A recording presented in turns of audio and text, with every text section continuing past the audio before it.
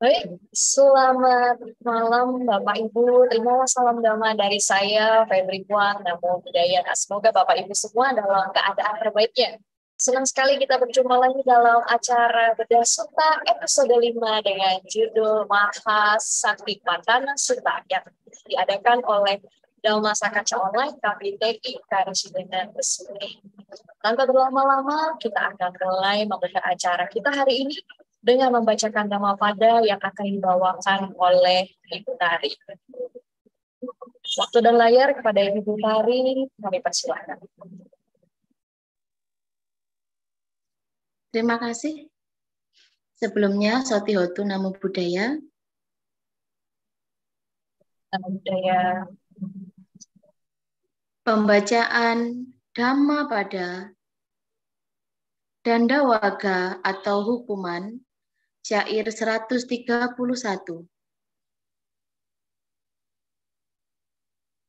Sukhaka ma nibu ta ni yo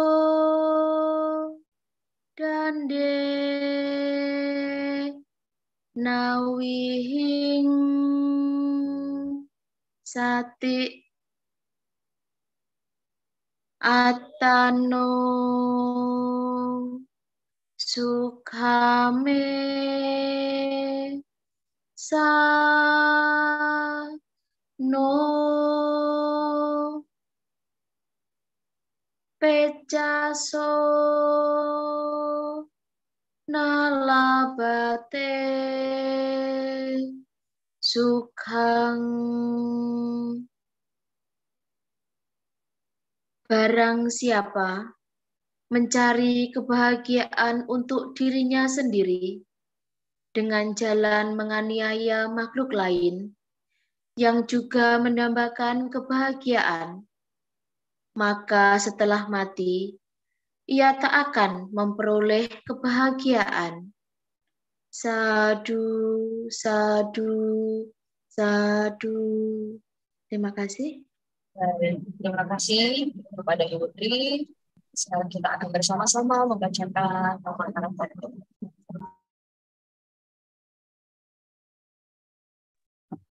Arahang Sama Sambuddho Bhagawa Budang Bhagawantang Apiwadeni Swakato Bhagawata Dhammo Dhammang Namasa Patipat Bhagawata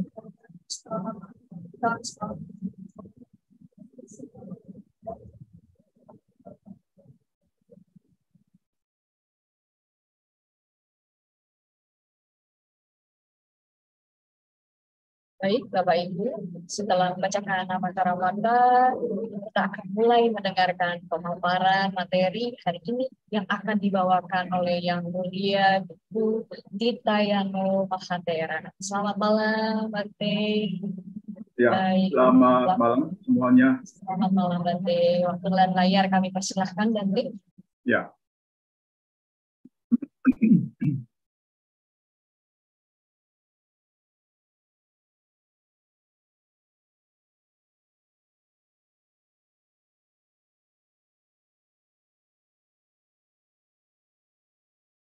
Ya, baik.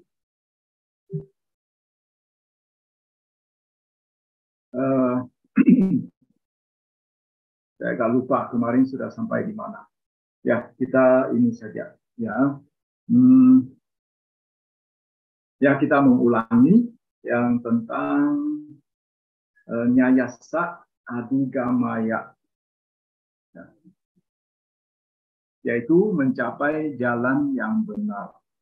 Lalu Satchikiriyaya, Nibbanasa Satchikiriyaya, mewujudkan Nibbana. Yang dimasukkan dengan jalan yang benar itu adalah 8 jalan utama. Dalam hal ini, ya, hati-hati terhadap istilah Arya Atangika Magga. Itu dibagi menjadi dua, satu yang masih Lokiya, satu sudah masuk Lokutara. Jadi pada saat kita belum mencapai kesucian, tapi kita masih mencoba untuk menjalankan 8 jalan utama ini, 8 jalan Arya, 8 jalan beruas, 8 Arya, 8 jalan Arya beruas 8, sorry. Ya, jalan Arya beruas 8 ini, ya. Jadi ketika kita masih menapaki, ya, belum mencapai kesucian, maka itu adalah sifatnya Lokiya. Tapi ketika kita sudah berhasil mencapai kesucian, maka itu sudah termasuk ya jalan Arya beruas 8 yang sifatnya Lokutara. Jadi dalam hal ini jalan yang benar ini adalah jalan Arya beruas 8 yang bersifat Lokutara. Kemudian Nibbana, ya, dari kata istilah nirwana, wana itu bisa dikatakan merupakan sinonim dari tamha, tapi nirwana berarti sudah terbebas dari tamha, sudah bebas dari haus damba, bisa sudah terbebas dari ketagihan, ya, atau nafsu keinginan. Dan biasanya juga itu nibbana sinonim dengan amata, amerta, ketiada matian. Ya, maksudnya adalah bahwa kita sudah tidak mengalami lahir dan mati lagi. Ya, jadi Satchikiriya artinya mengalami nibbana, menyaksikan sendiri dengan mata kepala sendiri nibbana. Tentu saja mata kepala di sini itu tidak secara visual, maksudnya itu secara secara kiasan saja. Ya, jadi mengalami nibbana. Kalau sudah berhasil ini mencapai sudah berhasil mempraktekkan Satipatthana ini dan sudah mencapai kesucian. Ya, jadi jadi dalam paragraf ini Sang Buddha menyatakan bahwa ada tempat kemalangan yang akan dilenyapkan ya melalui Satipatthana ini, yaitu kesedihan, ya, ratap tangis, penderitaan secara fisik dan penderitaan secara batin. Kemudian kita juga mendapatkan 3 keistimewaan, yaitu kemurnian, ya, kemurnian dari maksud itu terbebas dari kotoran batin, lalu mencapai jalan yang benar, lalu mengalami sendiri nibbana. Nah, kemarin juga sudah disinggung tentang makna dari Satipatthana. Pada dasarnya ada 2 makna, satu sebagai landasan, lalu satu lagi sebagai bisa ditafsirkan sebagai landasan, ya, foundation of mindfulness, landasan sakti, atau bisa juga ditafsirkan sebagai penghadiran sakti, ya, ways of attending to mindfulness, atau the presence of mindfulness, ya, atau the establishment of mindfulness, atau the arousing of mindfulness, yaitu penghadiran sakti. Ya, oke. Ya, kemarin juga sudah disinggung bahwa ini banyak disebutkan di dalam sutta bahwa melalui latihan Satipatthana ini, ya, secara perlahan-lahan, ya, 7 faktor pencerahan, ya, 7 faktor yang akan mengantar kita ke pencapaian pencerahan pencapaian nibbana itu akan berkembang secara berangsur-angsur. Ya, jadi oleh karena itu 4 satipatthana ini kalau dilatih terus-menerus ya, secara kontinu, maka kita akan mencapai kesucian. Ya. Ya, 4 satipatthana ini meliputi ya kaya nupassana, pengamatan terhadap jasmani, wedana nupassana, pengamatan terhadap perasaan, pengamatan terhadap cita atau batin, cita nupassana, dan pengamatan terhadap dhamma. Kemudian kenapa 4 macam? Ya,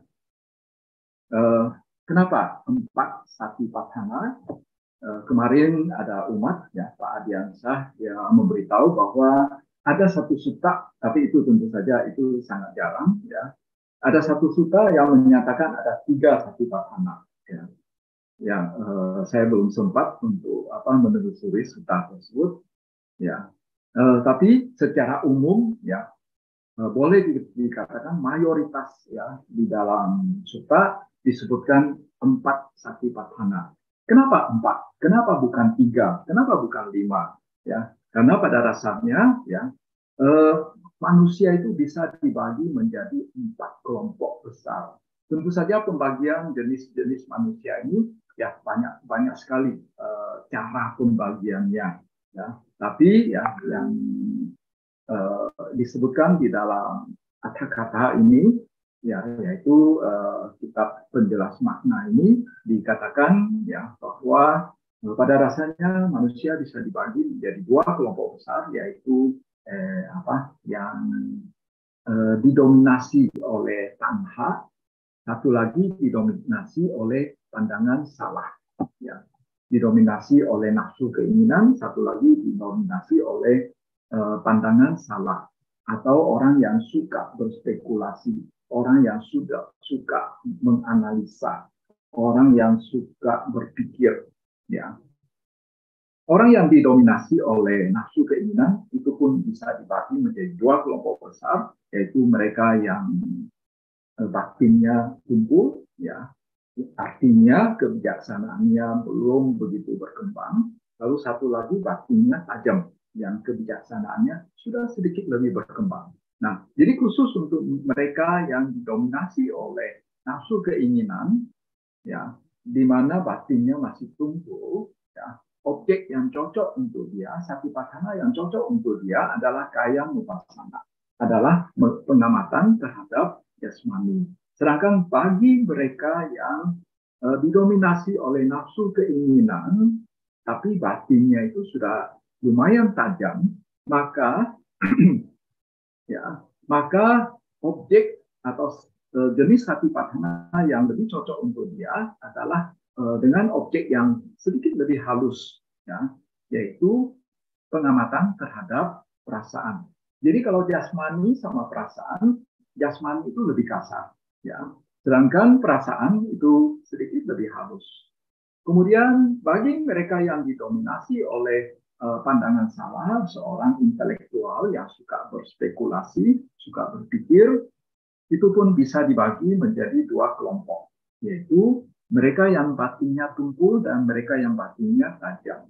Jadi orang yang didominasi oleh pandangan salah atau orang yang suka berspekulasi ini, dalam hal kebijaksanaan itu dia sudah sedikit lebih maju lagi daripada mereka yang didominasi oleh nafsu keinginan dan batinnya sudah tajam, ya.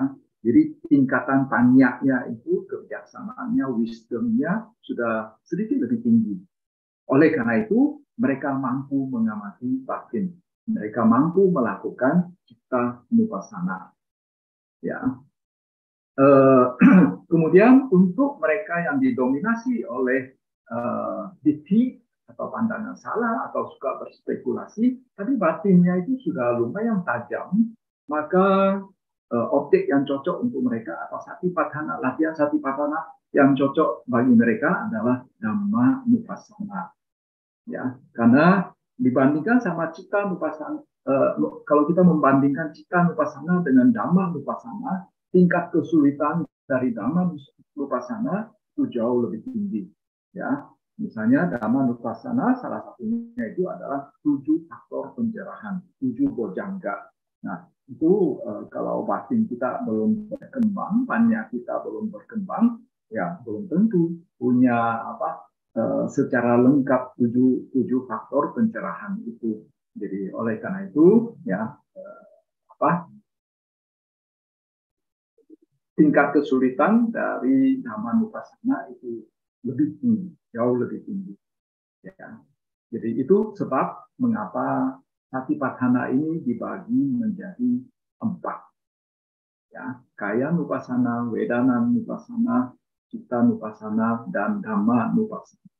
Sekarang ada lagi ya cara alasan mengapa ada 4 Satipatthana, juga bisa kita melakukan pendekatan sebagai berikut, yaitu bahwa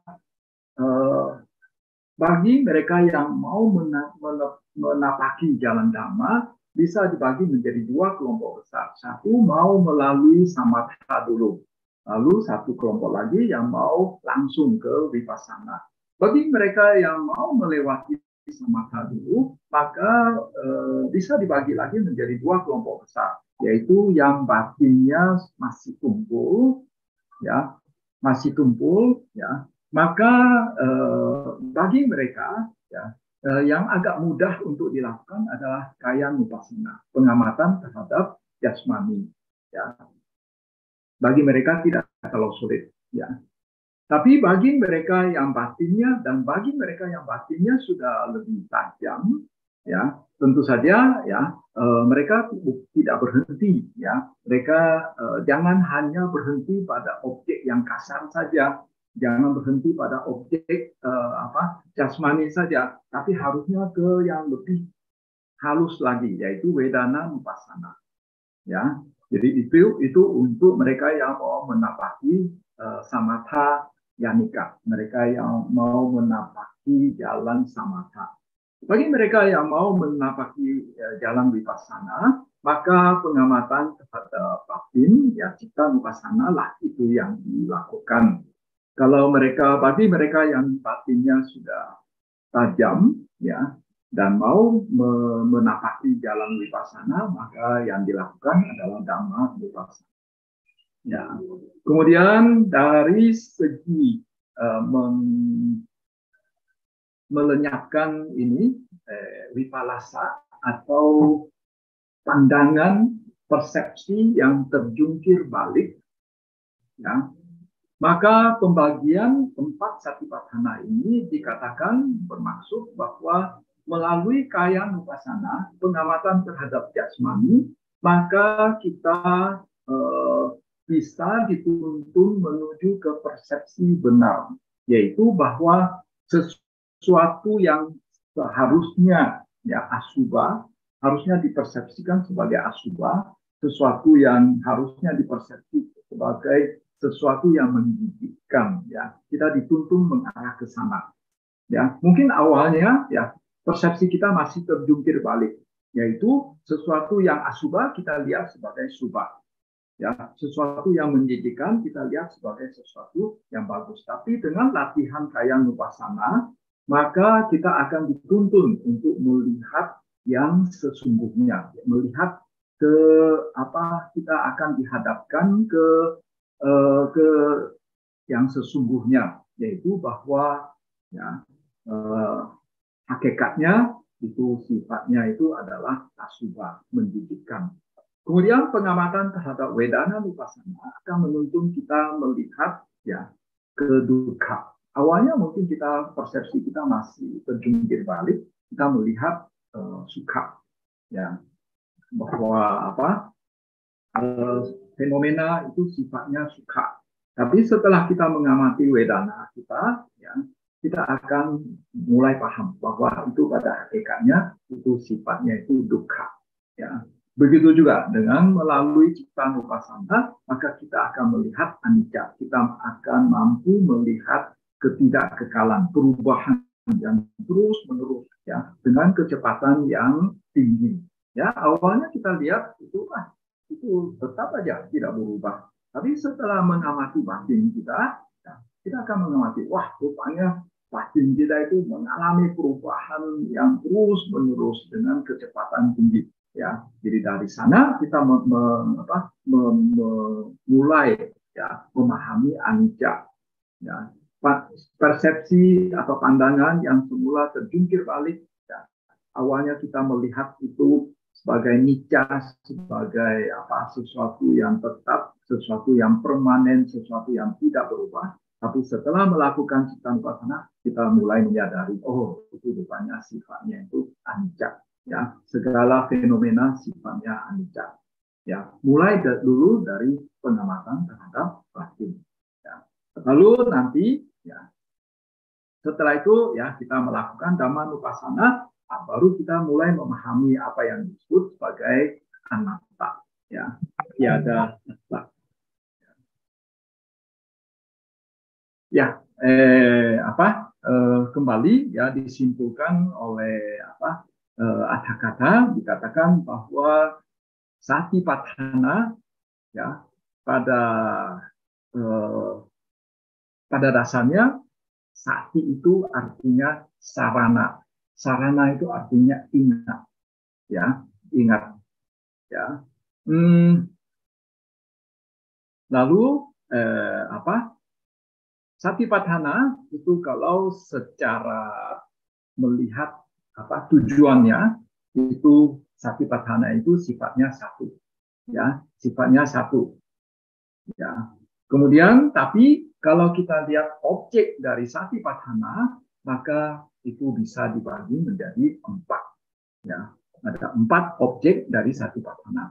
Tapi kalau dalam hal penghadiran sati, ya, itu sifatnya tunggal. Ya, sifatnya tunggal. Ya, kemudian kemarin juga sudah diberikan perumpamaan tentang kota yang mempunyai 4 gerbang. Ya, 4 gerbang, yaitu bahwa ada seseorang yang dia datang dari arah timur, lalu mulai masuk ke gerbang kota. Ya, ketika dia masih berada di luar kota, masih belum sampai masuk ke gerbang, maka ya ketika dia masih berada di arah timur misalnya, ya maka itu dikatakan dia melakukan kayanupassana. Tapi dengan berlatih kayanupassana, ketika sudah berhasil, ya, ketika dia sudah mencapai ya, jalan Arya beruas 8, maka dikatakan dia sudah mulai memasuki gerbang gerbang timur. Ya, ketika sudah masuk betul-betul, ya sudah melewati gerbang timur, masuk ke pusat kota, maka itu dikatakan dia sudah mencapai nibbana. Ya, nah itu perumpamaan yang diberikan. Ya, kemudian cara untuk melakukan kayanupassana dikatakan di dalam Satipatthana Sutta ini itu ada disebutkan 14 cara. Lalu Vedananupassana ada 9 cara. Lalu Cittanupassana ada 16 cara, Dhammanupassana ada 5 cara. Ya, tentu saja mungkin dalam prakteknya itu bisa lebih dari itu. Ya, ya, saya pikir itu ya paragraf yang kedua. Ya, paragraf yang kedua kita sudah selesaikan. Ya, jadi inilah para biku jalan ekayana untuk memurnikan makhluk hidup, mengatasi kesedihan dan ratap tangis, mengakhiri penderitaan, mencapai jalan yang benar, mewujudkan nibbana, yakni 4 satipatthana. Ya, saya juga ada menayangkan ya terjemahan kuno dalam bahasa Mandarin dari agama, ya, dari agama.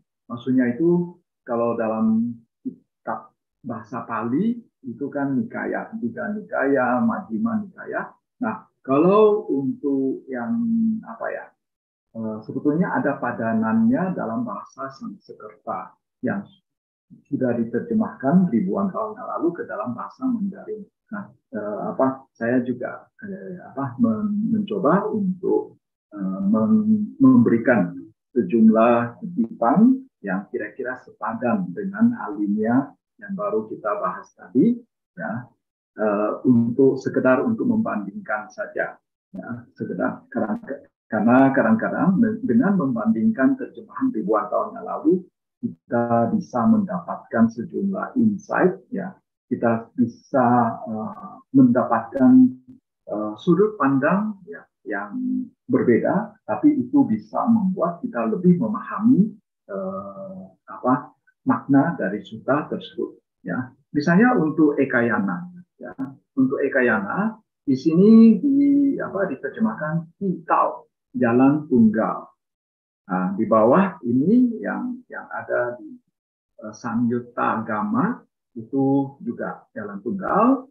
Kemudian di Madhyama Agama ini juga jalan tunggal. Nah, tapi kalau di Dhammaskanda, ya, sebuah kitab Abhidharma dari dalam bahasa Sanskerta itu dikatakan ini Ichitau. Jadi jalan yang mengarah ke satu tujuan, ya.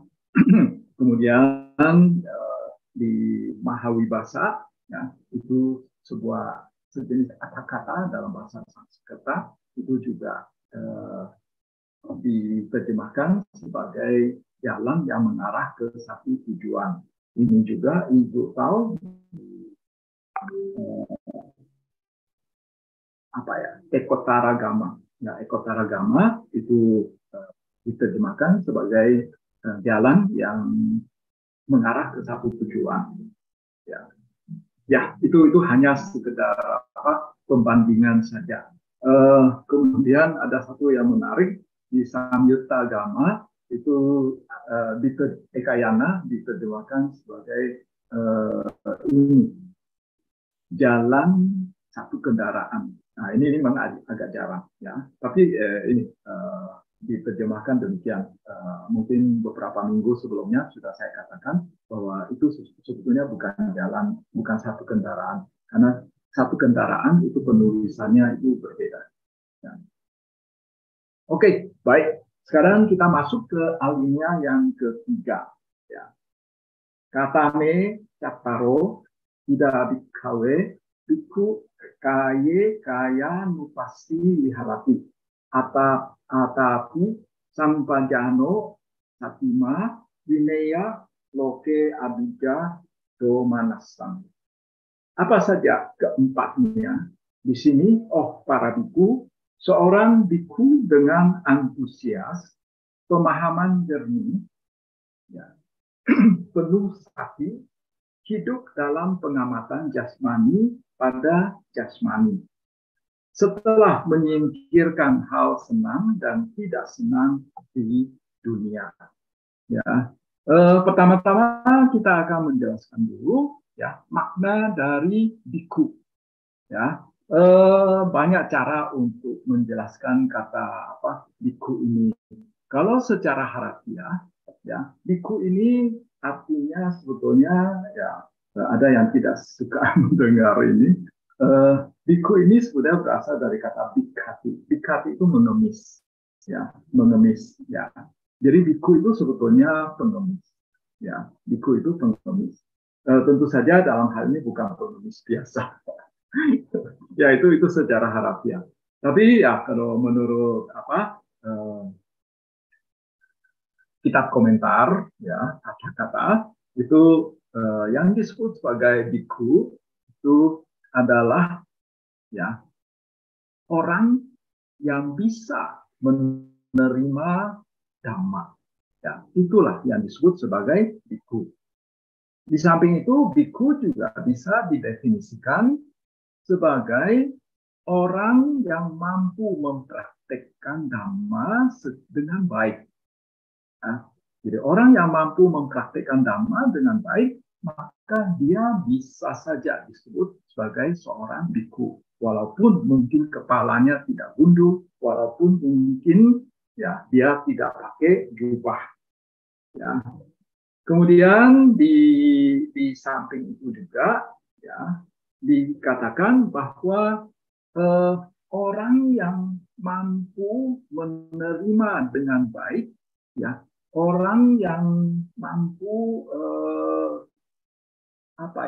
seperti sebuah wadah yang tidak bocor, ya yang mampu menerima dhamma, maka itu juga disebut sebagai seorang biku. Ya, di sini ya penekanannya itu adalah dia sebagai bajana, sebagai bejana yang baik. Karena apa? Ada bejana, ada wadah yang bocor. Jadi begitu dimasukin air, bocor. Ya, jadi tidak bisa menampung apa yang diisi dengan baik. Tidak bisa menerima ajaran dengan baik. Karena baru menerima ajaran, sudah dilupakan. Ya. Nah, jadi seorang biku itu adalah ya orang yang mampu menerima dengan baik dan isinya itu tidak bocor. Ya, dia menjadi wadah yang baik. Ya, jadi bajana istilahnya. Ya, jadi itu definisi dari biku. Ya, jadi ini memang penafsirannya itu lebih luas. Jadi bukan hanya yang kepalanya gundul atau pakai jubah saja. Ya. Lebih jelasnya lagi, ya, kita bisa melihat di Dhammapada 142. Ya, ini sebetulnya syair ini berhubungan dengan Menteri Santati. Cerita yang pernah kita ceritakan, kita dengarkan waktu episode kedua kalau tidak salah. Ya, jadi dikatakan setelah mendengarkan dhamma dari Sang Buddha, waktu itu Menteri Santati yang masih mengenakan pakaian kebesarannya sebagai menteri, ya, dengan berbagai hiasan, ya, dengan berbagai atributnya pada saat itu, ya mencapai tingkat kesucian paling tinggi arahat, lalu setelah itu meninggal. Ya, lalu waktu itu ya Sang Buddha mengatakan ya walaupun ya Menteri Santati ini berhias, ya kan katanya kan seorang petapa, seorang arahat, wah harus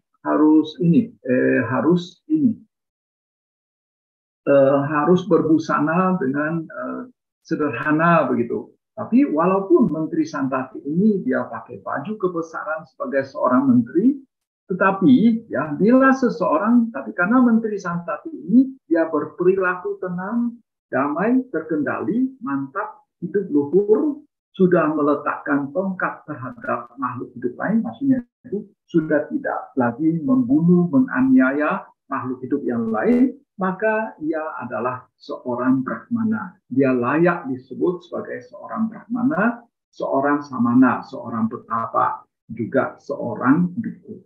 Jadi walaupun Menteri Santati ini dia pakai busananya itu sebagai umat awam, tapi karena ya dia mampu mencapai kesucian paling tinggi arahat pada saat itu, maka dikatakan ya, dia itu layak disebut sebagai seorang biku, seorang petapa, seorang Brahmana. Ya. Ya, kemudian kita lanjut. Ya, kita sudah jelaskan tentang istilah biku, bikawe. Kalau bikawe itu adalah panggilan. Oh, para biku itu untuk jamak. Ya, itu ada namanya fenomena magadisme. Ya, itu masalah bahasa. Oke. Nah, sekarang kita akan menjelaskan kaya mupasi. Ya, yaitu pengamatan jasmani pada jasmani. Kenapa 2 kali disebutkan jasmani ini? Kenapa dikatakan mengamati jasmani pada jasmani? Ya, kaya ya jasmani di sini ya adalah rupa kaya, yaitu ya ini maksudnya itu meliputi organ-organ kita yang besar maupun yang kecil, kepala, tangan, kaki, badan, begitu. Nah, itu rambut, nah, itu disebut sebagai jasmani, sebagai badan kita, ya. Yaitu dia itu suatu istilah untuk suatu kumpulan, ya, suatu kumpulan, ya, kumpulan apa maksudnya, kumpulan kepala, tangan, kaki, begitu, ya. Sama seperti istilah ya hati kaya, ya, rombongan. Jadi apa, kumpulan atau rombongan. Hati kaya itu artinya rombongan gajah, ya, rombongan gajah-gajah atau rombongan kendaraan, ya. Jadi itu merupakan nama sebuah kelompok, ya, nama sebuah kelompok. Kemudian apa ya, dikatakan juga bahwa kaya itu adalah sebetulnya adalah namanya Kucitanan ayat hena. Dalam kata-kata ini kadang-kadang dia juga suka menggunakan apa ya, pemahaman secara cocok logi. Ya, misalnya gini, untuk Indonesia ya, misalnya dikatakan apa itu guru? Guru adalah digugu dan ditiru. Ya, tapi sebetulnya dikatakan ya guru itu asalnya dari singkatan dari digugu dan ditiru. Tapi sebetulnya tidak. Kalau kita lihat sejarah etimologinya, ya guru itu adalah secara harfiah artinya yang dihormati, yang dijunjung, yang berat, yang dijunjung tinggi, yang dihormati. Itu disebut sebagai guru, ya. Jadi asal usulnya bukan karena apa, itu gabungan dari digugu dan ditiru. Nah, di dalam kata-kata seringkali satu istilah juga suka ditafsirkan secara, misalnya kata kaya itu dikatakan merupakan singkatan dari Kucitanan ayat hena, yaitu sesuatu yang sifatnya menjijikkan, ya, sesuatu yang sifatnya menjijikkan, ya. Ya, kita tidak perlu terlalu serius terhadap cara penafsiran seperti ini, ya, hanya sekedar pengetahuan saja, ya. Jadi kenapa disebut kaya nupasi? Kenapa disebut istilah jasmani ini disebutkan 2 kali, yaitu mengamati jasmani pada jasmani. Ada beberapa tujuan. Satu, ya, tujuan itu supaya kita bisa mengamati secara lebih terperinci terhadap jasmani ini. Ya, itu itu satu tujuan, ya. Tujuan yang lain lagi adalah bahwa kita ini jadi bukan sambil melihat jasmani, tahu-tahunya dalam pikiran kita itu yang kita dalam pikiran kita itu adalah perasaan. Jadi ketika kita melihat jasmani, dalam pikiran kita juga harus, dalam kesadaran kita juga harus mengetahui tentang jasmani ini. Bukan melihat jasmani, tapi pikirannya adalah perasaan. Jadi dengan kata-kata yang lebih mungkin gamblang adalah bahwa kita bukan sambil melihat A lalu membayangkan B. Kita harus melihat A, ya, dalam pikiran kita juga A. Bukan melihat A tapi pikirannya B. Bukan begitu. Jadi ini sebetulnya adalah pengamatan. Jadi oleh karena itu, ya, jadi dari sini ini merupakan bukti bahwa yang namanya anupasana, ya, anupasi, ya, dari kata anupasana itu dari kata anu tambah pasati. Pasati itu melihat, anu itu secara kontinu, secara terus menerus, ya. Jadi mengamati terus menerus, ya. Jadi dari sini kita bisa lihat bahwa penerjemahan anupasana itu bukan merenungkan. Kalau merenungkan itu bisa saja saya sambil melihat A, tapi saya merenungkan B. Ya, saya sambil melihat ke kacamata ini, tapi yang saya renungkan adalah ini, misalnya tentang jasmani begitu, ya, tentang perasaan, ya. Jadi bukan perenungan, ini betul-betul pengamatan. Ya, jadi ini bukti bahwa terjemahan dari istilah anupasana itu adalah mengamati, bukan merenungkan. Walaupun ya dalam bahasa Inggris contemplation itu bisa saja di samping memiliki makna perenungan, bisa juga pengamatan. Ya, ya. Tapi kita di Indonesia istilah perenungan itu hanya satu macam, yaitu sambil berpikir. Ya, tidak ada makna mengamati. Ya, ya. Jadi kenapa kaya upasana? Supaya ya jangan sampai ini kita sambil melihat ini jasmani, tapi dalam pikiran itu wedana atau cita atau dhamma gitu. Ya, ya. Jadi apa? Jadi tujuan dari kaya upasana, pengamatan terhadap jasmani ini, supaya kita mampu ya melihat bahwa jasmani kita ini sebetulnya terdiri dari komponen-komponen, ya, bukan satu kesatuan yang utuh, ya. Sehingga ya di sini di dalam kitab komentar dikatakan tujuannya itu supaya kita mampu melakukan yang namanya gana wini boga, ya. Gana itu adalah suatu kesatuan, ya, karena dalam ya bagi mereka yang batinnya belum terlatih, ya, seringkali ya sesuatu sebetulnya yang terputus-putus itu mereka melihat itu sebagai sesuatu yang kontinu, sesuatu yang sambung menyambung. Tapi sebetulnya terputus-putus. Ya, misalnya tentang cita, tentang batin kita. Batin kita itu timbul tenggelam. Tapi ya, bagi mereka yang batinnya belum terlatih, ya, maka mereka akan melihat ya, ini batin ini tuh begitu saja, bukan timbul tenggelam.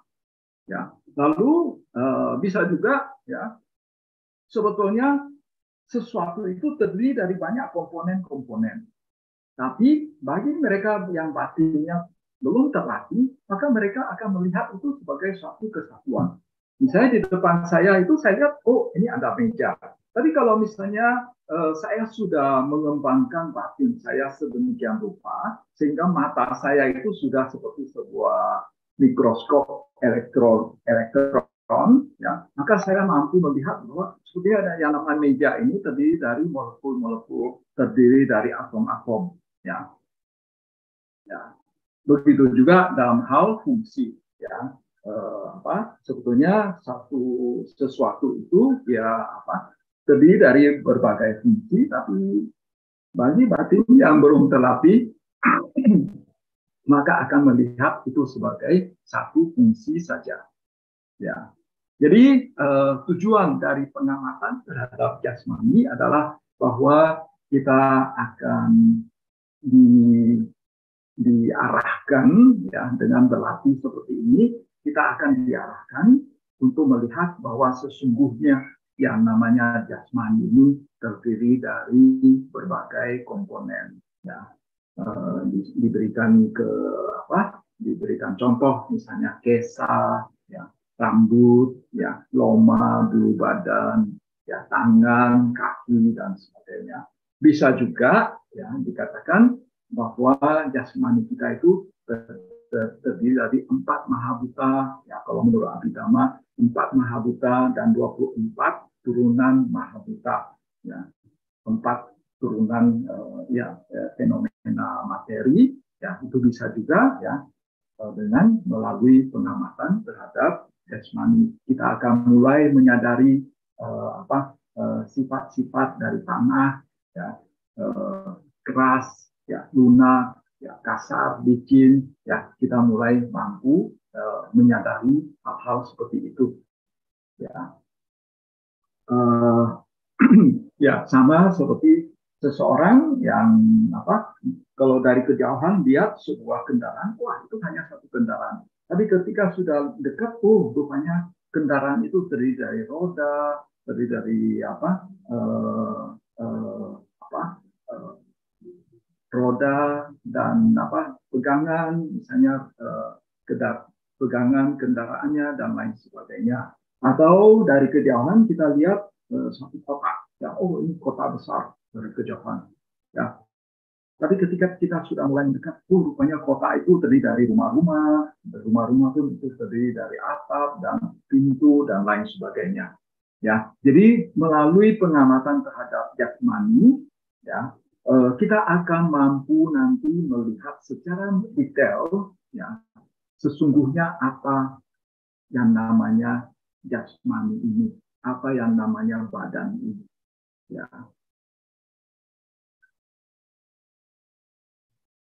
Ya, jadi diberi contoh lagi sama seperti kita melihat sebuah batang pohon pisang, ya.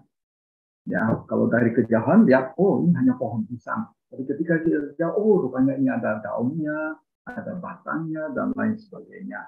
Ya, itu kira-kira maksud dari pengamatan terhadap jasmani. Kemudian juga dikatakan, ya, dalam satu syair bahwa seringkali, ya, yang kita lihat itu tak tampak. Lalu yang tampak kita tidak melihatnya.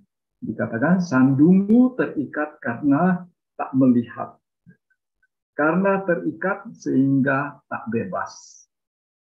Ya, jadi tujuan pengamatan jasmani supaya kita mampu melihat secara sesungguhnya, ya, kita mampu melihat sesungguhnya apa sih yang ada, ya. Dari sana, ya, baru kita mulai, ya, belajar tidak terikat.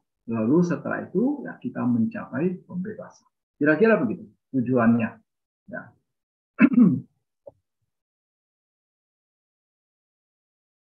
Ya, jadi dengan mengamati jasmani, maka sesuatu yang persepsi yang terjungkir balik, ya, bisa disingkirkan. Ya, itu juga fungsi pengamatan terhadap jasmani. Sesuatu yang sebetulnya menjijikkan, ya, kita tidak melihatnya sesuatu yang bagus. Sesuatu yang sifatnya duka, kita tidak melihatnya sebagai suka. Sesuatu yang sifatnya anicca, kita tidak melihatnya sebagai nicca. Sehingga kita tidak akan muncul dalam batin, ya, etamama eso hamasi eso meata. Ya, ini adalah milikku, ini adalah aku, ya, ini adalah diriku, ya. Ya, jadi secara lebih rinci lagi, ya, dikatakan dengan mengamati jasmani, maka sesuatu yang sifatnya anicca kita tidak melihatnya sebagai kekal tetap. Sesuatu yang sifatnya dukkha, ya, maka kita tidak akan melihatnya sebagai sukha. Sesuatu yang sifatnya anatta, kita tidak akan melihatnya sebagai atta. Sehingga sesuatu yang sebetulnya nibbindati, yang tidak menarik, ya. Nibbinda ini seringkali diterjemahkan sebagai kebosanan, kemuakan. Saya tidak begitu suka dengan terjemahan ini, karena kalau yang namanya kemuakan atau kebosanan itu konotasinya itu ada bau-bau kebencian, penolakan. Padahal orang yang batinnya itu sudah muncul nibbinda, itu sebetulnya sudah sangat dekat dengan pencapaian kesucian. Ya, kalau secara etimologi, ya, winda itu terdiri dari kata nirwinda. Nir itu tidak, winda itu mencari, tidak mengejar. Ya, jadi nirwinda itu ya tidak mencari, tidak mengejar. Maksudnya itu cuek, ya, tidak tertarik, ya, ogah, ya, tidak tertarik. Ya. Jadi di sini dikatakan, ya, jadi dengan pengamatan terhadap jasmani, maka dia tidak akan tertarik. Ya, dia akan terbebas dari nandati. Nandati itu berarti menyenangi sesuatu. Jadi nindati itu, ya, lawan katanya itu nandati, menyenangi sesuatu. Jadi dia menjadi tidak tertarik, tidak menyenangi sesuatu. Bukan juga benci gitu, tidak. Ya. Kemudian dia juga, ya, tidak lagi nafsu, wirajati, ya, wiraga, ya, wiraga kata bentanya, ya, jadi sudah tidak nafsu lagi, ya, terhadap, ya, berbagai fenomena, dan dia juga, ya, ingin mengakhiri, ya, semua ini, dan tidak lagi melekat pada apa yang dialaminya, ya, bukan sebaliknya, menggenggam, ya, menggenggam apa yang diterimanya melalui panca indera. Ya. Itu tujuan dari pengamatan terhadap jasmani. Penjelasan seperti ini berasal dari kitab Patisambhida. Ya, nanti di belakang kita akan lihat bahwa ada sejumlah penjelasan kita di samping ambil dari arti kata juga akan diambil dari Patisambhida Magga. Ya, karena Patisambhida Magga ada sejumlah ilmuwan mengatakan itu merupakan sebetulnya arti kata yang paling kuno. Saking kunonya itu sehingga Patisambhida Magga itu akhirnya dijadikan sebagai salah satu Tipitaka. Padahal sebetulnya kalau lihat isinya, sifatnya itu adalah sejenis kata-kata, ya. Tapi mungkin karena kekunoannya, ya, sehingga itu dijadikan sebagai salah satu dari kitab suci, ya, salah satu dari Tipitaka. Jadi kedudukannya itu sangat penting, ya. Ya. Nah, sekarang kita akan melihat penjelasan viharati, ya. Jadi kaya nupasi viharati, ya, berdiam dalam pengamatan, ya, berdiam dalam pengamatan jasmani, ya, pada jasmani, ya. Viharati ini artinya beraktivitas, ya, beraktivitas. Misalnya dikatakan, oh, Sang Buddha sedang viharati di Sawadhi, ya, berarti Sang Buddha sedang beraktivitas, sedang mengembara di kota Sawadhi. Ya, oke, ya, itu penjelasan tentang viharati. Jadi kita sudah selesaikan kalimat. Di sini, oh para biku, seorang biku hidup, ya, dalam pengamatan jasmani pada jasmani. Nah, sekarang kita menjelaskan atapi, ya, dengan antusias, ya, dengan antusias. Kata atapi itu secara etimologi, ya, berasal dari kata tapa. Tapa itu, ya, mungkin kita di bahasa Indonesia mengenal istilah bertapa. Tapa itu artinya mempunyai dua makna, membakar atau, ya, berkobar-kobar, ya, berkobar-kobar. Bisa juga artinya itu bersemangat, ya, membakar atau semangat, ya. Membakar ini di sini maksudnya itu berkobar-kobar, ya. Jadi seorang petapa itu sudah bukan mulai orang yang malas, tapi justru seorang petapa itu seorang yang semangatnya itu berkobar-kobar, ya, untuk membakar kotoran batinnya. Ya. Jadi atapi di sini ya saya terjemahkan sebagai orang yang antusias untuk menghilangkan, untuk membakar kotoran batinnya. Jadi orang yang bersemangat, ya, orang yang bersemangat. Ya. Jadi atapi ini mungkin sepadan pengertiannya sama seperti yang ada sama padana, ya, sama padana yang ada di dalam ini daya upaya yang benar dalam jalan Arya beruas 8.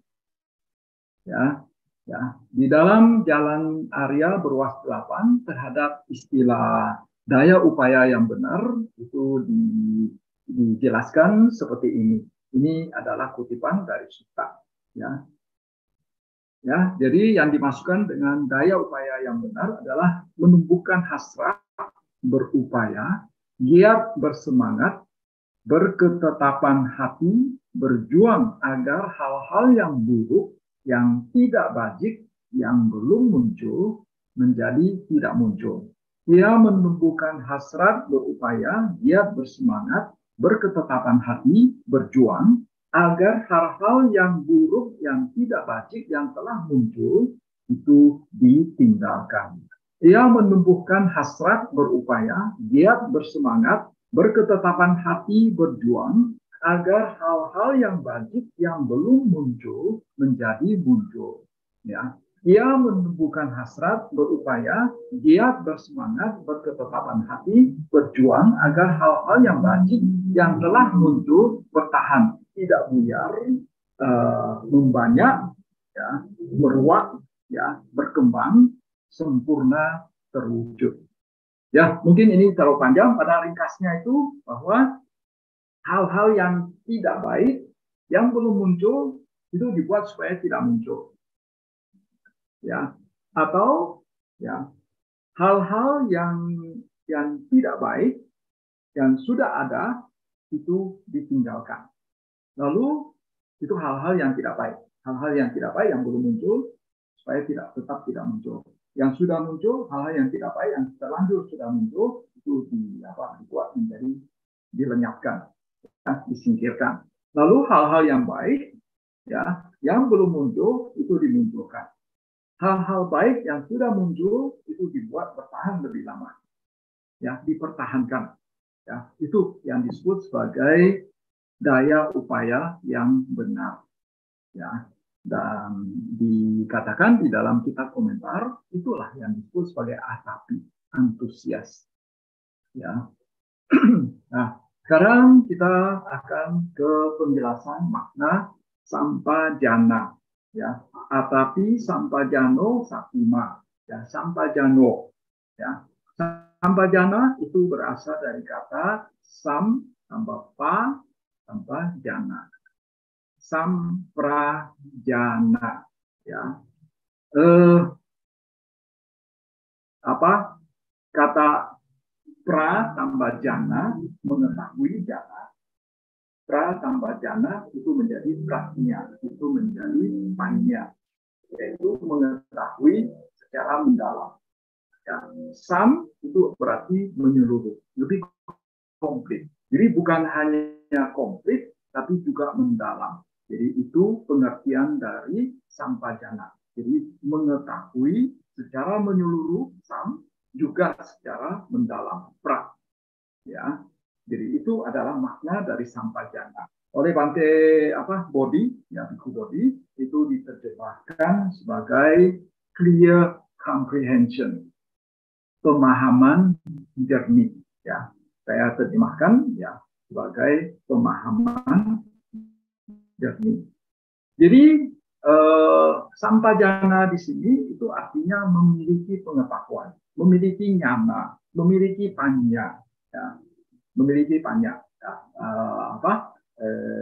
ya kita ini ya panya ada 3 macam, ada sutamaya panya, cintamaya panya, dan bawana maya panya. Sutamaya apanya? Itu artinya pengetahuan yang kita peroleh dari mendengar ceramah, membaca buku, dan lain sebagainya. Cintamaya panya artinya pengetahuan yang kita peroleh melalui perenungan, ya, cinta. Ya.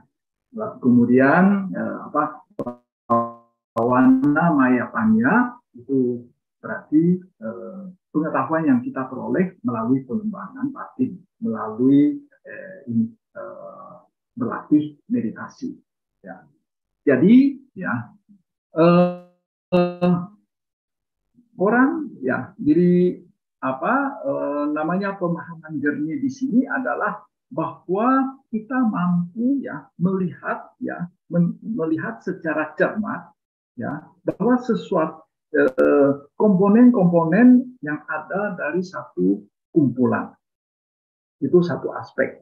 Kemudian juga kita mampu melihat ya secara benar, secara menyeluruh, secara selaras. Apa yang dimaksudkan secara benar? Sama, yaitu bahwa kita melihatnya tidak secara jungkir balik. Kita tidak melihatnya secara dengan persepsi yang terjungkir balik. Sesuatu yang sifatnya menjijikan, kita tidak melihatnya sebagai sesuatu yang bagus. Itu yang namanya melihatnya secara benar, ya, mengetahuinya secara benar. Ya, itu namanya sama. Kemudian mengetahuinya ya secara menyeluruh ya bahwa kita mengetahui ya setiap ya aspek ya dari fenomena yang kita amati. Kita mampu ya mengetahui ya segala karakter, segala ciri dari fenomena yang kita amati. Itu yang namanya samantato, mengetahui secara menyeluruh. Lalu mengetahui secara selaras di sini ya samang itu artinya bahwa kita mengetahuinya itu ya nanti secara bertahap ya semakin mendalam. Ya mungkin pada tahap awal kita masih melihatnya secara kasar, secara permukaan saja. Tapi nanti bisa secara meningkat, naik terus. Ya, karena kita mampu melihatnya secara lebih mendalam, secara bertahap. Ya, jadi itu adalah makna sampajana. Kemudian ya di dalam kata-kata juga di sampajana itu juga dikatakan bahwa ada 4 jenis sampajana, yaitu bahwa maksudnya itu makna sampajana ada 4, bahwa kita mengetahui sesuatu itu mengarah ke jalan atau tidak. Jalan di sini itu adalah jalan kesucian. Ya. Jadi ketika kita mengatakan kita harus memiliki sati sampajana, ya selalu ingat untuk memperhatikan apa yang terjadi saat ini ketika kita melakukan sesuatu. Nah, pada saat itu kalau kita memiliki sampajana, kita memiliki panya pada saat itu, maka kita akan tahu bahwa apa yang kita lakukan itu sebetulnya baik atau tidak baik. Ya, akan mengarah ke hal-hal yang baik atau mengarah ke hal-hal yang tidak baik. Lalu kita juga akan mengetahui yang aspek kedua, sapaya, yaitu kesesuaian. Apa yang kita lakukan itu sesuai atau tidak. Ya, jadi kalau kita memiliki yang namanya sampajana, clear comprehension, maka harusnya ketika kita melakukan sesuatu, kita akan mengetahui bahwa itu sesuai atau tidak. Itu akan tindakan kita itu terhormat, hati-hati atau tidak. Ya, itu aspek yang kedua. Aspek yang ketiga dari sampajana atau clear comprehension adalah kita mengetahui ya ini gocara kita secara baik. Gocara itu adalah tempat makan rumput sapi, ya, tempat untuk mencari rumput dari sapi. Maksudnya itu adalah objek-objek dari indera kita. Jadi maksudnya itu aspek ketiga ini adalah ketika kita melihat sesuatu, ya kita melihat sesuatu, kita mengetahui ya apa yang kita lihat secara sadar dan ya kita juga waspada terhadap apa yang kita lihat. Kita waspada terhadap terhadap apa yang kita dengar. Ya, jadi itu adalah aspek yang ketiga. Kemudian ya kita dikatakan kita memiliki sampajana, clear comprehension juga, bahwa kita ketika kita menghadapi suatu fenomena, kita mampu melihat aspek tilaksananya. Kita mampu melihat ketidakkekalannya, ketidakpuasannya, maksudnya itu duka, aspek duka dari fenomena yang kita hadapi dan juga anapa dari fenomena yang kita hadapi. Ya, itu yang dimaksudkan dengan sampajana. Oke, ya, jadi kita sudah menjelaskan apa arti atapi dengan antusias, sampajana, pemahaman jernih, lalu satima, penuh dengan sati. Ya, satima, penuh dengan sati. Ya, sati ini ya seperti yang sudah dijelaskan sebelumnya, sati artinya ingat. Ya, ingat dalam hal ini ya karena kita baru membahas kaya nupasana. Jadi dalam hal ini kita ingat untuk mengamati jasmani. Ya. Dikatakan bahwa tidak akan ada pengamatan ya tanpa adanya sati. Ya, jadi pengamatan itu harus selalu didahului oleh adanya sati. Tidak ada sati, maka tidak akan terjadi pengamatan. Ya, jadi oleh karena itu Sang Buddha di dalam Samyutta Nikaya mengatakan bahwa para biku, ya, saya katakan bahwa sati itu ya diperlukan di mana-mana, diperlukan dalam setiap situasi, dalam semua situasi. Ya, saya ulangi, para biku, Sang Buddha mengatakan, para biku, saya mengatakan sati itu ya dibutuhkan dalam semua situasi, dalam semua kondisi. Ya,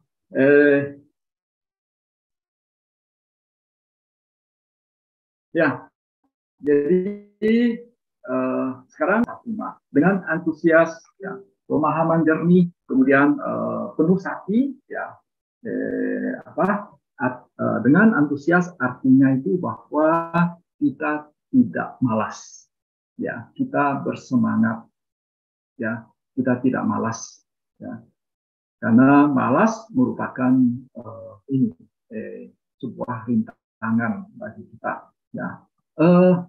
Malas di sini jangan kadang-kadang istilah kinamida diterjemahkan sebagai malas.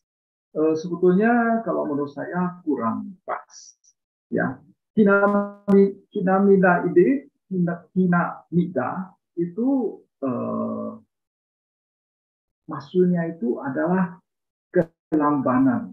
Jadi beda sama kemalasan. Ya, maksudnya itu gini, ketika kinamida itu sebetulnya berhubungan dengan ngantuk. Ketika kita sedang ngantuk, ya biasanya kan mungkin kalian mempunyai pengalaman. Pada saat sedang meditasi, ya ketika kita mulai ngantuk, ya biasanya kan objeknya terlepas dari kesadaran kita, ya dari perhatian kita. Ketika ya kita ingin menangkap kembali objeknya, batin ini tidak mau bergerak-gerak, ya. Kita mencoba untuk menangkap kembali objeknya, tapi batin ini tidak mau bergerak. Itu yang namanya kina, bahwa dia itu tidak mau bergerak, ya, tidak mau bergerak, ya. Nah itu yang namanya kina, ya. Jadi beda sama yang namanya malas. Saya malas mengerjakan sesuatu, ya. Saya malas belajar, saya malas meditasi. Itu istilah bahasa Palinya itu berbeda, ya. Jadi bukan kina. Jadi kinamida itu jadi ketika kita malas meditasi itu bukan kinamida, ya. Karena kalau kinamida itu selalu berhubungan sama ngantuk. Ya.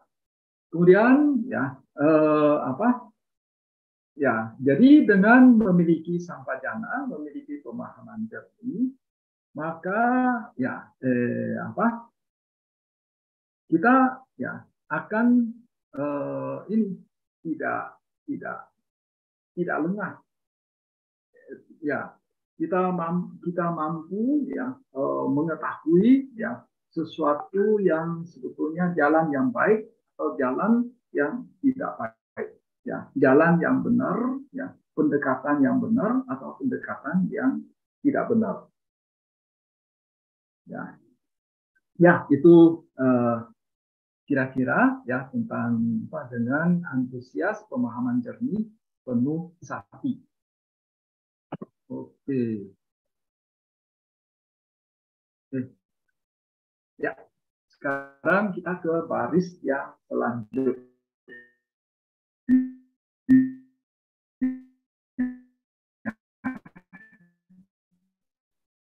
Sebelumnya kan ini di sini para biku, apa saja keempatnya di sini para biku, seorang biku dengan antusias, pemahaman jernih, penuh sakti, hidup dalam pengamatan jasmani pada jasmani. Ini kita sudah selesai membahasnya. Sekarang kita membahas kalimat yang terakhir. Setelah menyingkirkan hal senang dan tidak senang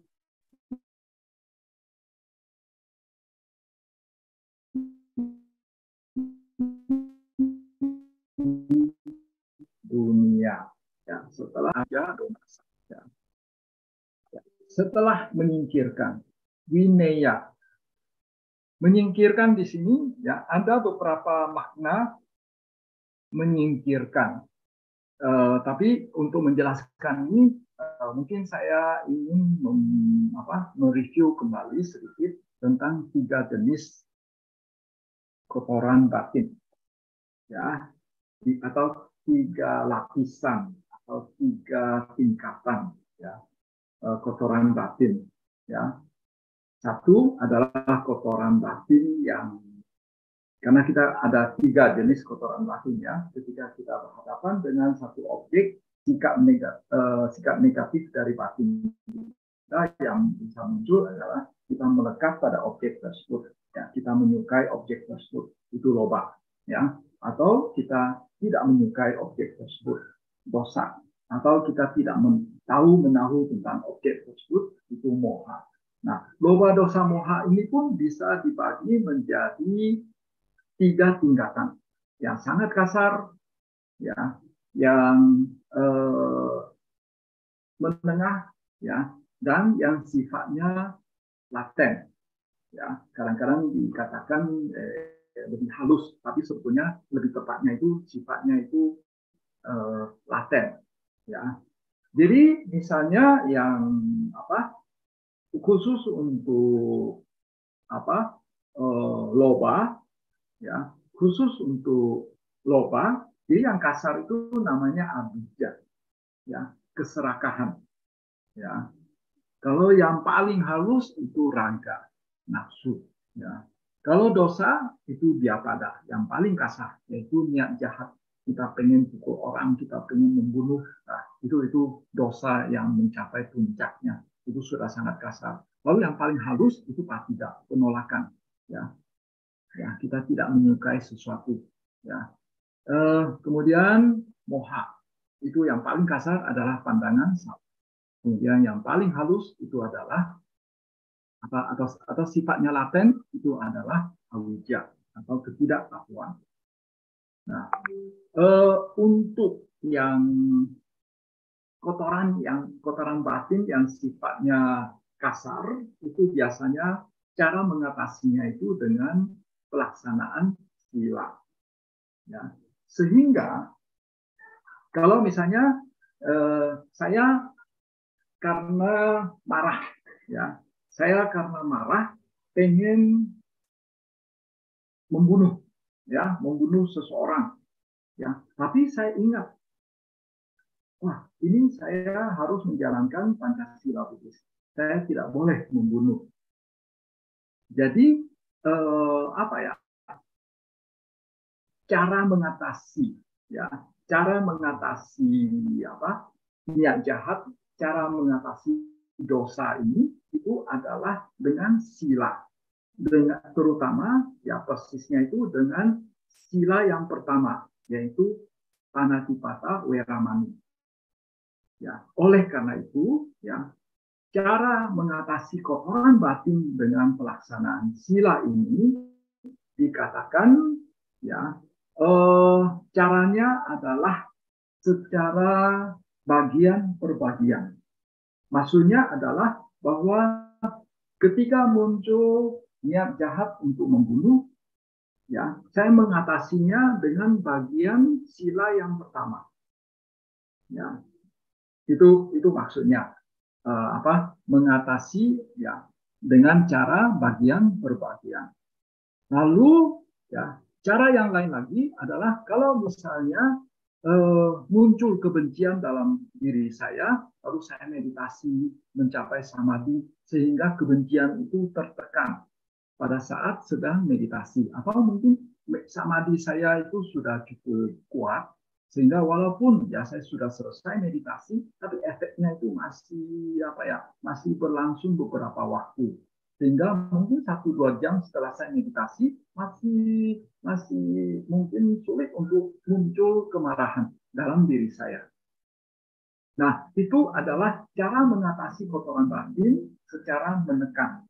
Jadi itu biasanya melalui meditasi, melalui samadhi. Ya, jadi satu adalah mengatasi kotoran batin ya yang paling kasar itu dengan melaksanakan sila.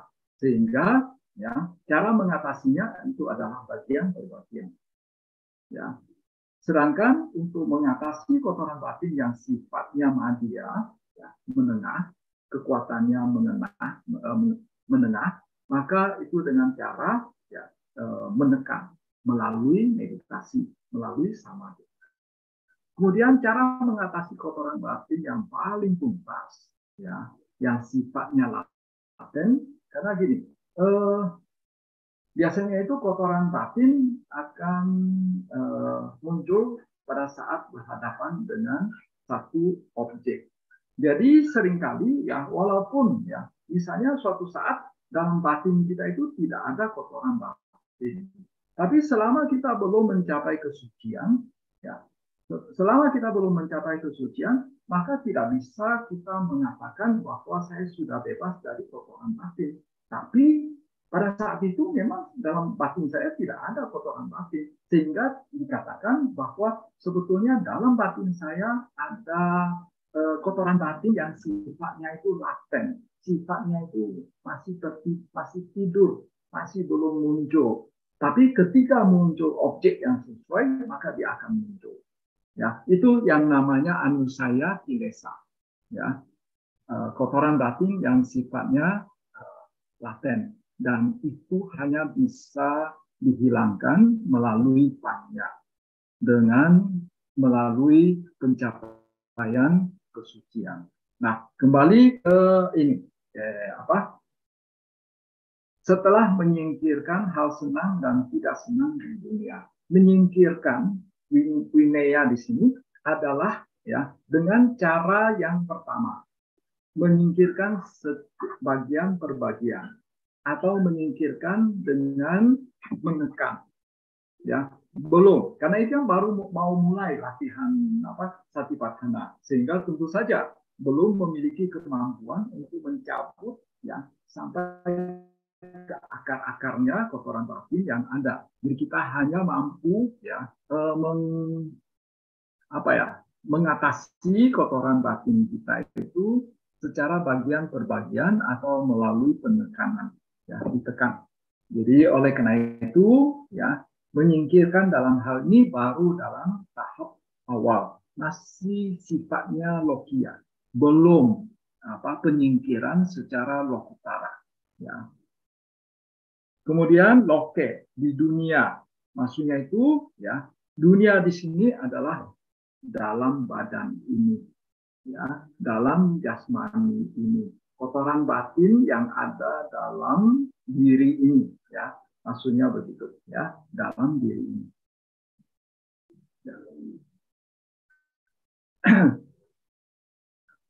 Ya kemudian ya ini berikut adalah abijja domanassa.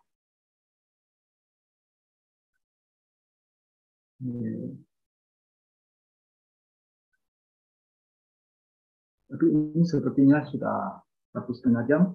Tapi saya pikir ya, jadi saya pikir untuk hari ini sampai di sini saja dulu ya penjelasan saya. Minggu depan baru kita menjelaskan kata yang berikut, abijja domanasa. Ya, baik. Itu saja yang dapat kami sampaikan pada malam ini. Saya kembalikan ke moderator. Oke, baik. Anumodana Bante atas pemaparan materinya. Ini tidak terasa waktu sudah 1,5 jam ya Bante ya.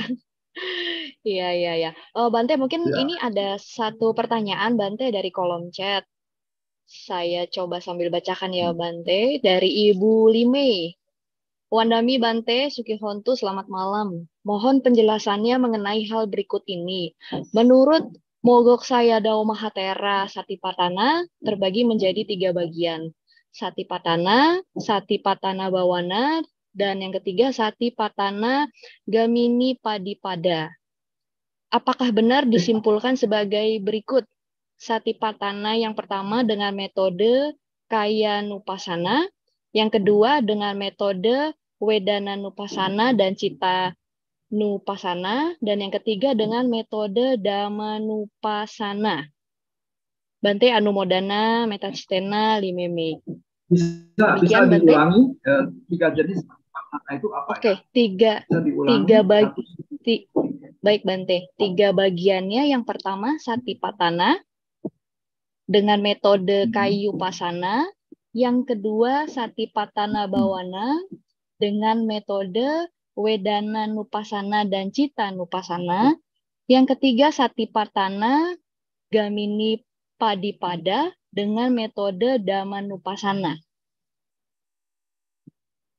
Demikian Bante.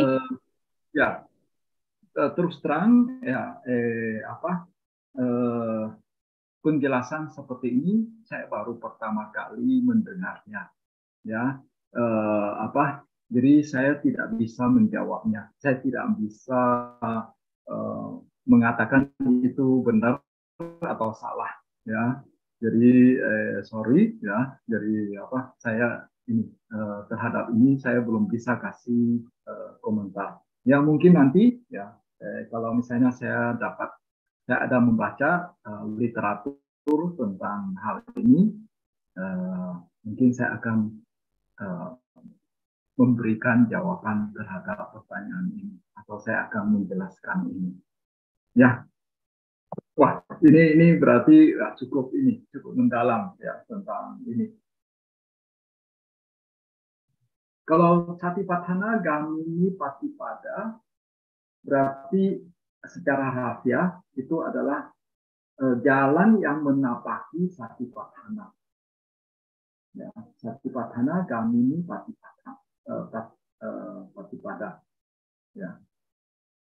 Tapi ya sekali lagi bahwa saya baru pertama kali mendengarkan penjelasan seperti ini. Ya, sorry.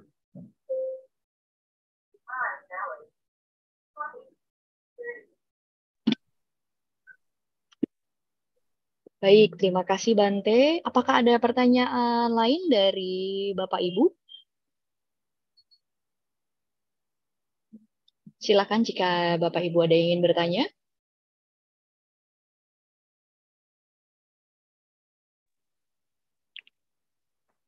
Wandami Bante, suara saya terdengar? Ya, terdengar. Ya, terdengar Bapak. Silakan Pak. Saya Yusuf dari Xiamen, China. Ya. Penjelasan Bante tentang biku, istilah biku, itu saya baru dengar. Tapi, itu sepaham dengan guru saya. Bahwa biku itu bukan hanya kepala gundul, bukan hanya berjubah. Bahkan biku itu bisa saja berambut dan tidak berjubah. Yang dilihat adalah kualitas spiritualnya dalam melaksanakan dhamma di dalam kehidupannya. Ini sepaham dengan guru saya. Dan baru seorang Bante yang mengatakan ini di depan umum, di depan teman-teman, para umat. Terima kasih, Bante.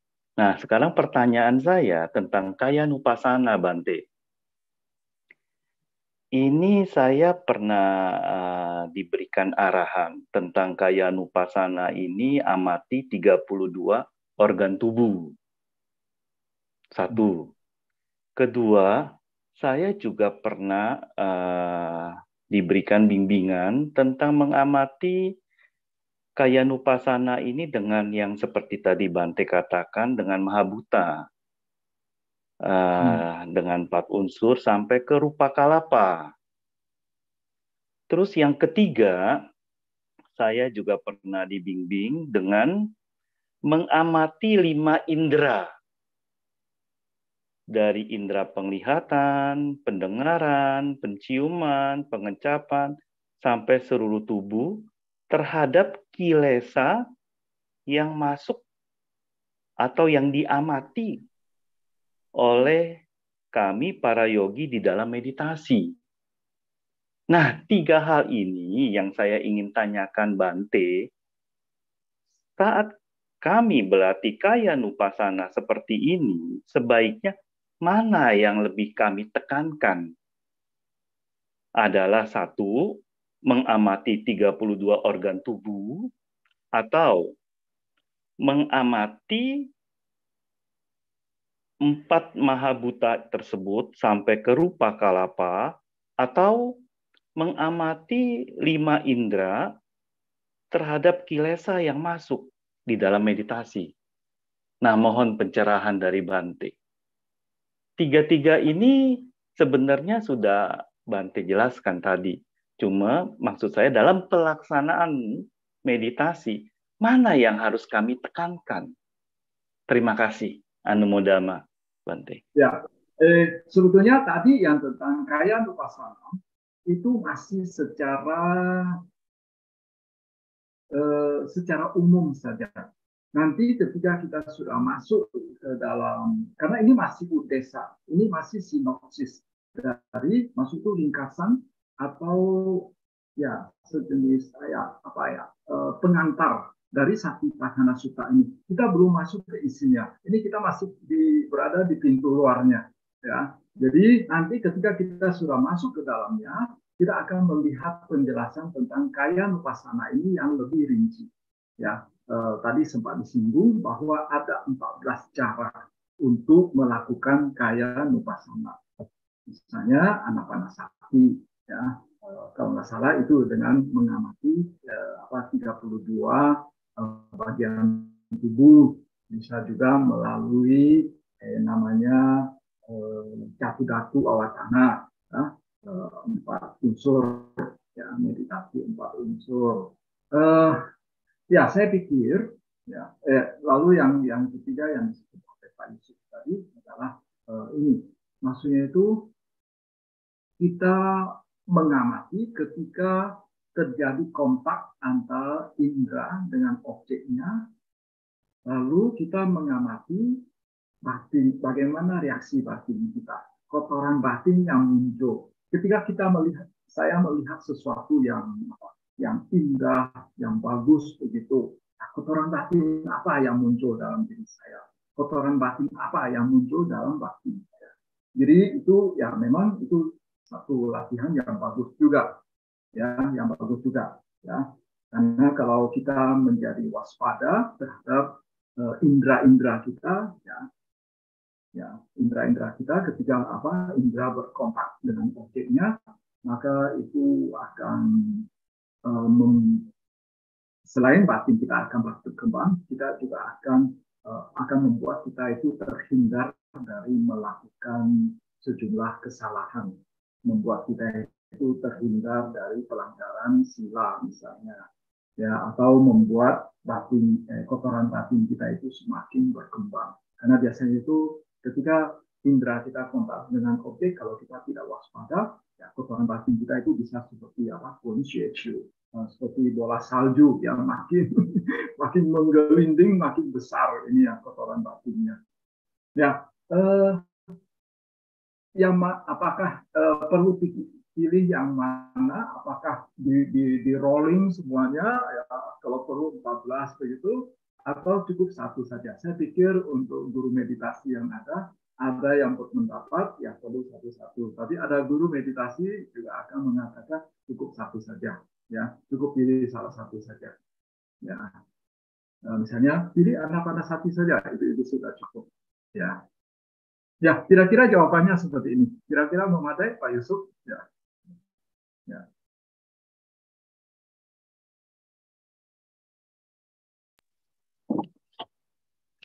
Baik, bagaimana Pak Yusuf atau mungkin ada pertanyaan lain? Cukup. Terima kasih, Bante.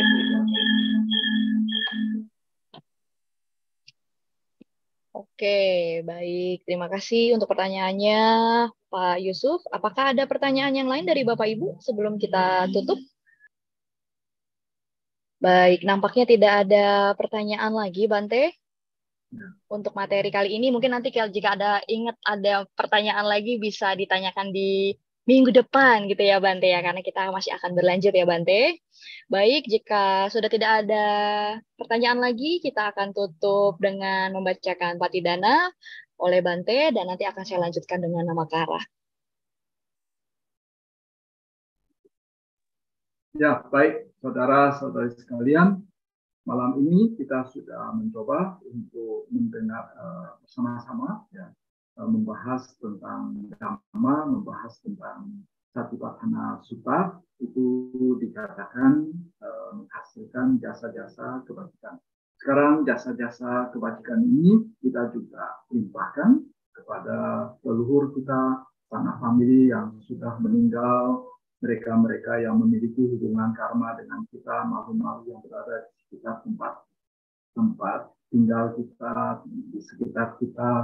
Nah, semoga mereka semua turut bergembira atas perbuatan baik yang telah dilakukan sejauh ini.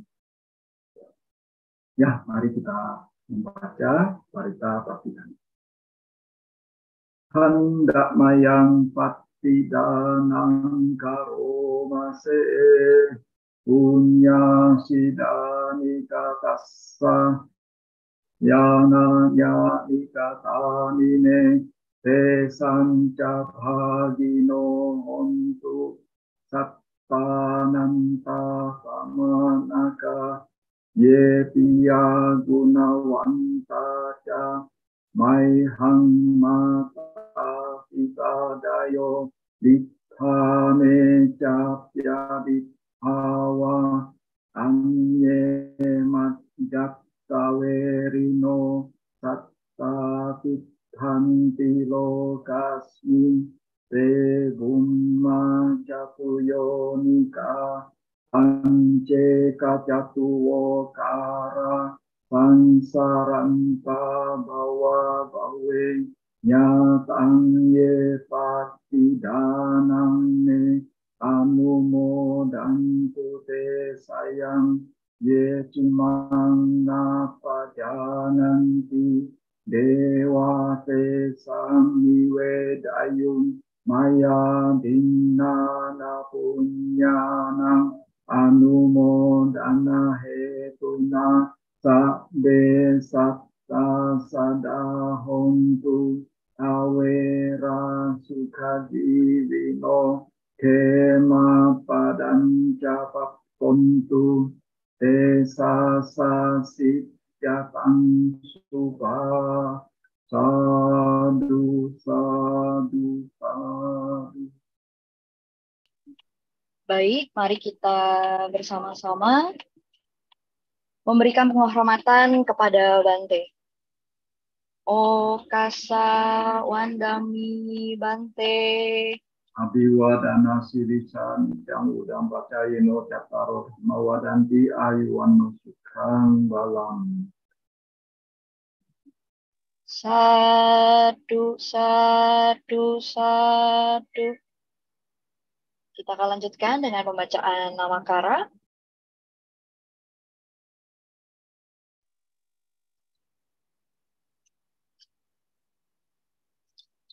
Arahang sama sang Buddho Bhagawa Buddhang Bhagawantang Abhiwademi Swakato Bhagavata Dhammo Dhammang Namasami Supatipakno Bhagavato Sawaka Sangho Sangkhang Namami.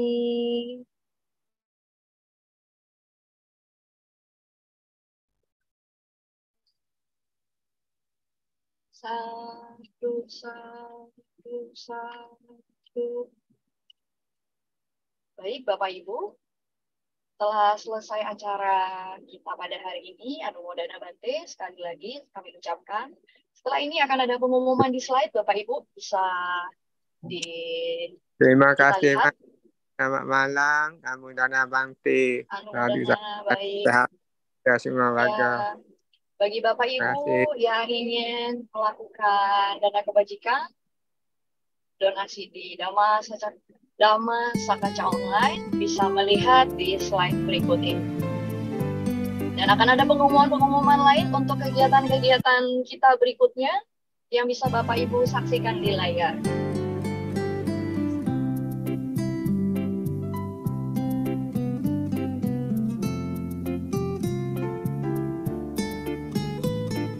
Kegiatan terdekat di hari Senin, tanggal 7 Agustus, kita ada analisis atas Partica Samuppada Part 1 oleh Romo Ahmad Hazairin Ramli. Kemudian kita ada pembacaan canting pagi dan sore. Kemudian di pagi hari ada pembacaan Parita Kesehatan dan Kesembuhan. Di sore hari ada pembacaan Sutta.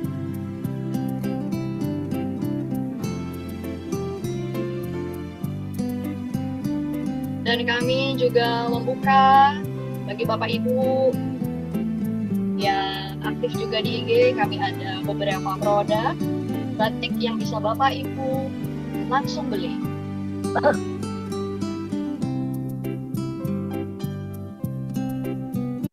Dan jangan lewatkan informasi up-to-date dari kumpulan jadwal kita. Baik Bapak Ibu, terima kasih atas kehadirannya. Kami ucapkan terima kasih, Anumodana, sehat-sehat untuk Bapak Ibu semua. Selamat malam, selamat beristirahat.